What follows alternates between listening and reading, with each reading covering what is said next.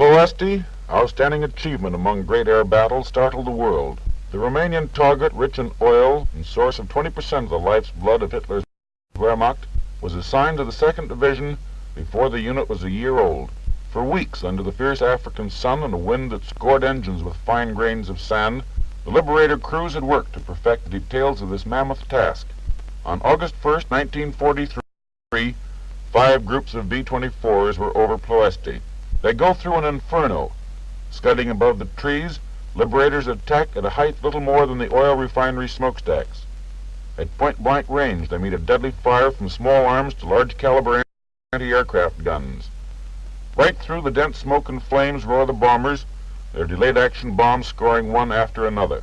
The cost is high, but the mission, vitally important to Allied strategy, is accomplished in a paralyzing blow dealt the enemy. Ploesti provided the Germans with more than 1/5 of the oil needed to keep their war machine going full speed. This raid was one of the heaviest individual blows delivered against the contracting ring of steel around Hitler's empire. Every man who took part in that mission qualified as a hero. Awards recognized that, as Ploesti bred 4 men for the nation's highest decoration, the Congressional Medal of Honor. They were Colonel Leon W. Johnson of Moline, Kansas, Lieutenant Colonel Edison E. Baker of Akron, Ohio, Major John L. Jerstad of Racine, Wisconsin, and 2nd Lieutenant Lloyd H. Hughes of Corpus Christi, Texas. Hughes' courage was typical of all the men who flew that day. Flying in the last formation into the target, Hughes' plane was hit by flak. Gasoline streamed back over the wing and fuselage. Disregarding the long grassy plain beneath him, Hughes chose to continue on over the target rather than make a forced landing. Flying through the leaping columns of flames, the gasoline-soaked bomber dropped its explosives and emerged blazing. The pilot then attempted to land. Too late, the aircraft in inferno plunged to the ground. 3 of the awards of the Congressional Medal were posthumous. The 4th was presented to Colonel Johnson, later commanding general of the 14th Combat Wing, when the Liberators returned to England. Standing in front of his men and aircraft, the colonel was decorated by Lieutenant General Devers, then commanding the European Theater of Operations. While Ploesti was in the making, more and more Liberators were taking the long hop from the United States to bases in England, where they arrived at stations in the flat green countryside of East Anglia. Boomerang, pioneer with these first Liberators over Europe, a veteran of Africa, the Middle East, and Great Britain, was the first B-24 Liberator to complete 53 missions in the European Theater of Operations. After its 53rd flight, the battered bomber, which was almost scrapped after its first mission because of flak damage, went back to the States to tell how the Libs were helping to win the victory of the air. Everyone came to Boomerang's going-away party. There is the 2nd Division's former commanding general, General James P. Hodges, with group and wing commanders. Shaking hands with the pilot, the general and his staff, and the maintenance and combat crews pay homage to this bomber. Boomerang was never a plane to pick easy missions. Flying solo over Ploesti, she came back with cornstalks clinging to the bomb bay doors. Almost ready to go, Boomerang is covered nose to tail with names and messages of goodwill from its old friends and greetings to ground crews at air bases in the States. Now the engines turn over. The familiar takeoff roar is heard for the last time in England as the plane taxis down the runway. Boomerang is headed home. Her wheels lift from the ground as she quickly gains altitude. Does a 360 for one last goodbye, giving the base an airman's farewell before sweeping off into the west, homeward bound. An announcement in October of 1942 tells the Liberator men they are now the 2nd Bombardment Wing, early predecessor of the 2nd Air Division. The announcement had hardly been made when the major part of the 93rd was ordered to Africa on what was to be a detached service for 10 days. Before they returned again to England, however, what came to be known as the first African expedition had lengthened to 10 days to 3 months. From desert bases, they bombed Desert Fox Rommel's retreating army and attacked Naples and airdromes in Sicily to help in defeating the enemy in Africa, the first major victory for the Allies in the European theater. The Liberators that had been left behind in England had not been inactive during that period. With the submarine menace threatening to cut the vital Atlantic lifelines, bombing of sub-buildings and repairing facilities was a top priority on the 8th Air Force's list. Time after time, the Libs went to Brest, Lorient, to La Police, and Saint-Nazaire to hit the undersea boats in their lairs. January 1943, and the first American bombing of Germany itself, with the Libs and forts leaving the great U-boat yards at Wilhelmshaven ablaze, despite 50 Jerry fighters and plenty of flak. Over the continent waits the Luftwaffe, deadly opponents in a sky still strange to friendly fighters. The crack units of the German Air Force, including the Abbeville Kids, JG-26, that expert group of Jerry fighter pilots, are always up and ready to intercept the bombers, daring to fly unescorted over Nazi-held Europe. With replacements of aircraft and crews coming in a thin trickle, losses to the then few liberators were a devastating blow. Only the courage and determination of the combat crews and the hard work and long hours of the ground personnel kept the tiny force going until the acceptance of daylight precision bombing at the Casablanca Conference started replacements coming in an ever-increasing stream. Vegasoc, Antwerp, Brest, and other continental ports feel the weight of Allied bombs as the liberators and fortresses bore through the enemy defense. Spring of 1943, and Kiel's shipbuilding yards were the target. In the 6-hour flight, the 44th Group took part with the Flying Forts in one of the biggest and most vicious battles in the history of the 8th Air Force. Carrying the first incendiaries to be hauled in a bombing attack by this Air Force, the Libs were forced to continue their bombing run past the dropping point for the forts because of the nature of their load. During this extended bomb run, 120 enemy fighters, both single and twin engine, stabbed at the Libs from every quarter. The Liberator crews were aware of the great importance of these sub-producing yards, and despite one after another of their numbers exploding or slipping away, fought their way through and showered their 100 and 500-pound clusters of incendiaries over the area. When the final count had been made, 6 of the small force of liberators were gone, but in return the enemy had lost 23 fighters confirmed and 13 more probables, while 5 miles below smoke and flame testified to the havoc wreaked on the ground. For their part in that great battle, the 44th was awarded the Blue Badge to the War Department Distinguished Unit Citation. They later received a cluster when they, with the 93rd and 389th, were honored for prowess. While the main force of liberators were in Africa, the 2nd Bombardment Wing was joined by another group, the 392nd. Shortly thereafter, the wing became the 2nd Bombardment Division, and group after group came overseas. On the full roster of 2nd Division's units were the 445th, 446th, 448th, 489th, 453rd, 457th, 446th, 467th, 491st, and the 492nd. Deeper and deeper fly the liberators as the number of aircraft on each mission grows steadily larger. Munster, Solingen, Ludwigshafen, Bremen, Kiel, all these are familiar targets. And then suddenly Danzig, Norway, and southern France all come under the bomb sights of the B-24s. Emden, Germany, the 27th of September 1943, brought a change in heavy bomber procedure.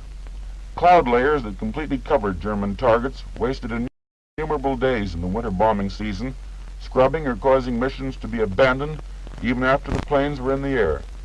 The mission to Emden altered that.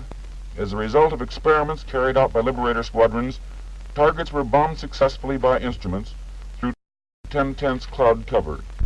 The day before Christmas of '43, a new element entered the target material for the heavy bombers. Oddly shaped construction jobs just across the channel are revealed as the threatened pilotless bomb sites, and air bombardment is called on to destroy as many as possible.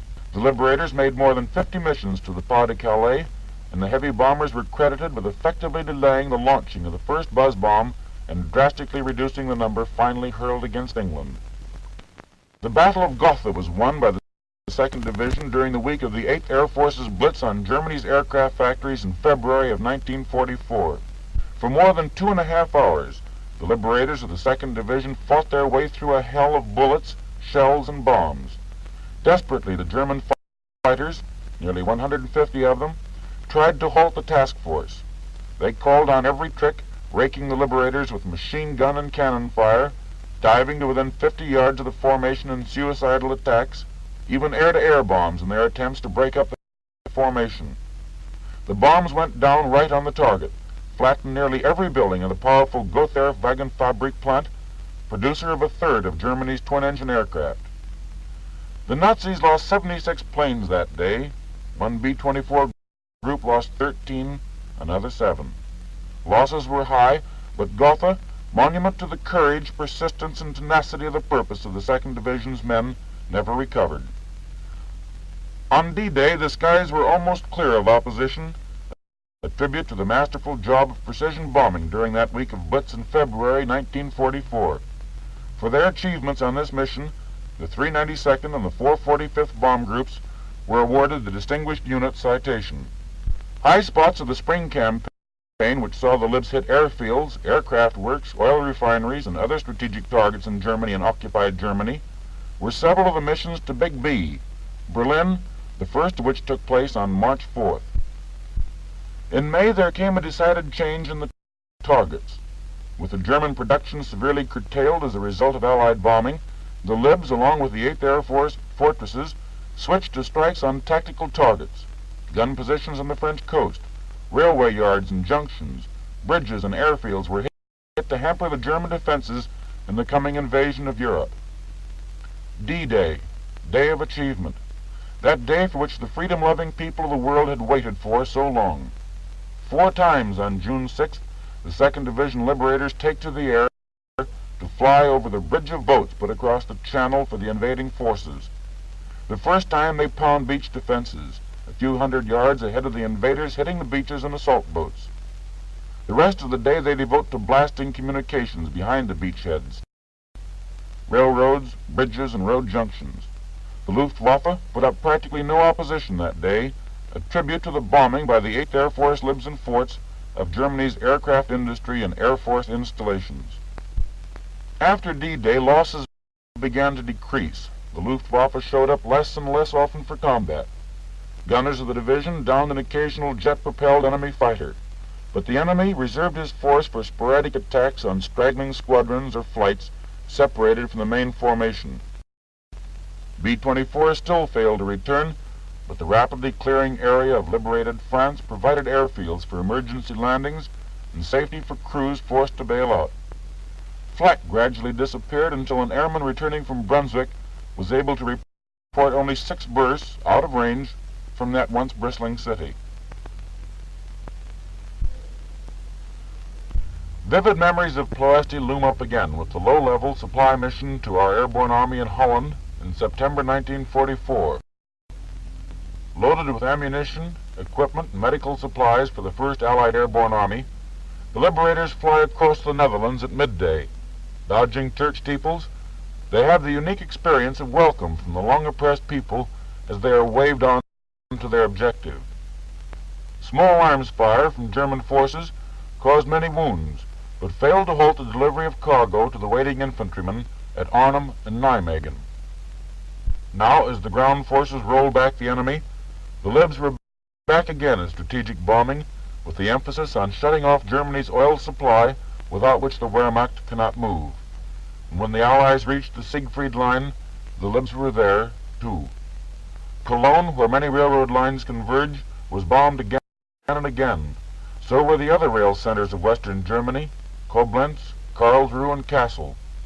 The fortress at Metz was hit in a successful move to ease the path for the tanks and infantry advancing on the city. Even with the enemy being crowded from both sides farther and farther back into his own country, there was still work for the Liberators to do.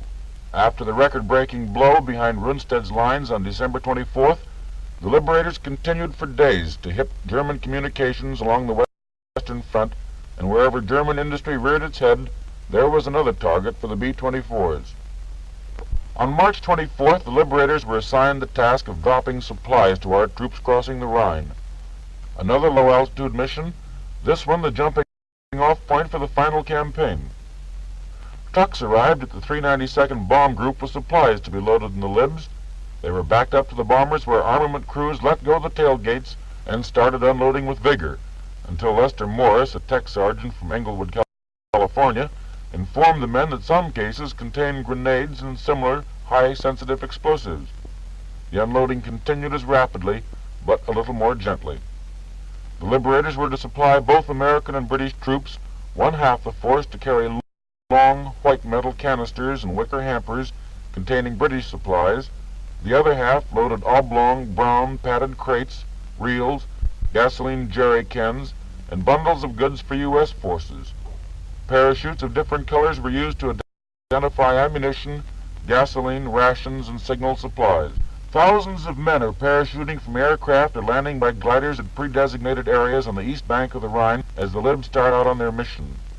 480 liberators loaded to capacity fly the same routes into the target where they can release their unusual load. Just before reaching the Rhine, the first of the supply bombers passed the last of the British gliders and then swooped down to even lower levels to see Allied armies crossing the Rhine in force. This operation was coordinated directly with the advance across the Rhine by Field Marshal Montgomery's 21st Army Group and the Allied 1st Airborne Army. The fields east of the Rhine are studded with gliders as the bombers of the 2nd Division roar over the dropping area to release nearly 500 tons of all-important supplies and equipment, dropping and parachuting more than 4,400 canisters and bundles. Intense enemy flak meets the bombers at several points. Flying in as low as 100 feet, they go through a hail of fire from 20mm anti-aircraft cannon, machine gun, and small arms, but the drop is made to the men waiting below. Then swinging back with supplies still being dropped, a Lib waist gunner later said, "The battlefield was an inferno of burning objects, while fierce gunfire and battles raged between our airborne troops and the Germans. What we experienced was much worse than any heavy flak, but we dropped all our supplies for our ground troops, and as we pulled away we could see our boys picking up the cartons. It made us feel pretty good to help give such close support to the boys fighting down there." Crossing the Rhine again at the bombed-out city of Wiesel, more planes and gliders were still winging their way east in a seemingly never-ending flow. And now the heavy bombers are soon to be stood down. On the first mission in 1942, 20 liberators reached their target and dropped 50 tons of bombs. Early in 1945, more than 75,000 liberators had been dispatched by the 2nd Division, dropped 160,000 tons of bombs on enemy-held territory. Nearly 1,000 liberators were missing in action from the close to 400 missions they had flown, and with them about 10,000 men. 1,050 enemy fighters had been knocked from the sky by the 50 caliber guns of the big bombers, and another 256 were probably destroyed. The damage to the enemy that had been done on the ground cannot be reckoned, but would probably be counted in billions of dollars and man-hours. For the heroism and gallantry they have displayed, the Liberator Airmen have been awarded many medals and decorations: 5 Congressional Medals of Honor, 41 Distinguished Service Crosses, 156 Silver Stars, as well as countless Distinguished Flying Crosses and Air Medals for aerial achievement. 3 groups have been awarded the War Department's Distinguished Unit Citation, one of them, the 44th, having received it twice. The Liberators' battle against the enemy has taken them from Africa to Norway, from the coast of France to the farthest border of Germany. The enemy capital at Berlin was bombed. The industries of Paris were also bombed when the enemy was there. Then, when the Germans were gone, the Liberators flew food to starving cities, liberators in spirit as well as in name.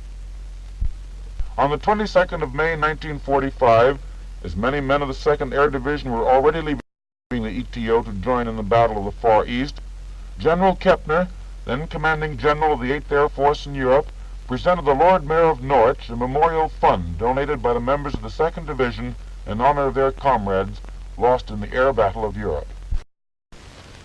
My Lord Mayor, on behalf of the officers and men of the 2nd Air Division, it gives me great pleasure to present to you this document establishing a trust fund of £20,000 for the construction of our memorial in the city of Norwich. This memorial, in the form of the entrance hall to your new public library,